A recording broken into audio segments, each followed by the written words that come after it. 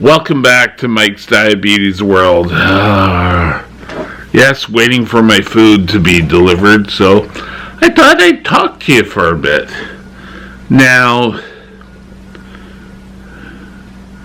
type 1 diabetes is always problematic, no matter what you do to try to control it. Nope, didn't work.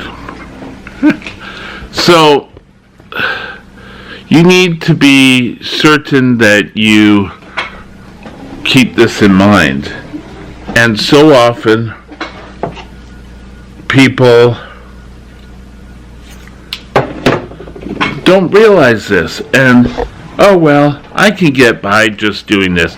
My blood sugars, and we come up with stories of why we can't do things. I'm just signaling. And as such, we end up not taking care of ourselves. The stories we talk about and the reasons why we come up with why we don't do things are a dime a dozen. We need to be aware that what we do is going to hurt you. What we do, or it's going to hurt me. And I've come to this conclusion a long time ago. But you need to be aware of this also. People need to be awakened to taking care of their diabetes. I've mentioned this before, and I'll mention it again. If you have not been doing a great job in controlling your type 1, then you need to start. You just need to start. And the simplest way to start is to take a blood sugar. If you need to take your correction, take your correction. Don't wait till the next day. Because, that could be one day too long. And a number of diabetics have always paid the price. And we are now in a part of diabetes research where they have decided or come up with and said that the best way to put off complications is by a normal blood sugar, or as close to normal as we can get. I've never really been able to get a good control. I'm all over the place every day. However, I am lucky enough that I don't have that many complications. I could have a hell of a lot more. So, what does being tight control mean? Well, it means that you need to be closer to your normal blood sugar. You know what? It's amazing, isn't it? That your blood sugars depend on what you do. Now, there were a couple of things that it took me a while to clue into. First of all, when I was first diagnosed, we had the exchange for meals. And I could only eat a certain amount of food, and I had to fill up each of my exchanges with foods from that exchange. And then carb counting. And it was sort of like, well, you could sort of have whatever you want. Just make sure you count your carbs and take your insulin. I think that was a stumbling block for me. And I could have used more help and understanding in learning about that. Now, we don't always want to cheat because we're going to put on weight. And with weight comes a complication called insulin resistance, where your body, the fat, you're going to get insulin resistance. I've been told I have insulin antibodies. It's never ending. No matter how bad you feel your control is with diabetes, you can do it. You can just get up and go and start. Things, work better for you. You're not going to be so by the end of the day, oh, I can barely keep my eyes awake. Or going through, oh, I'm so thirsty.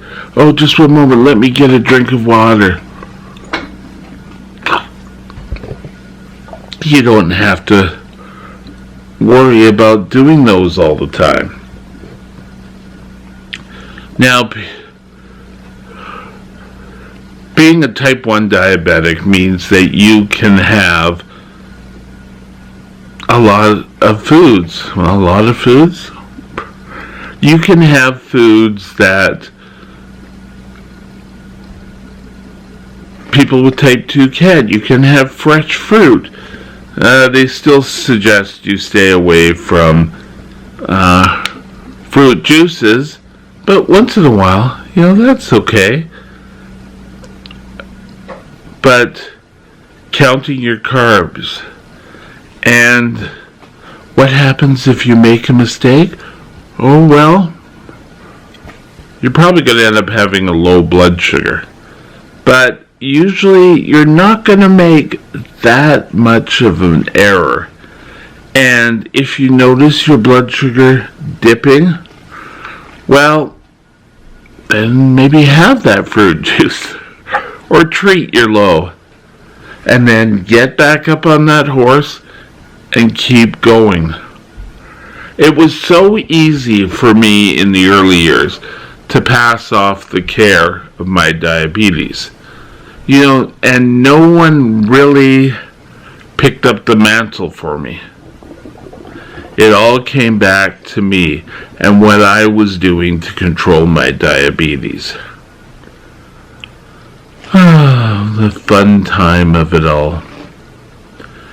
Now, don't be so,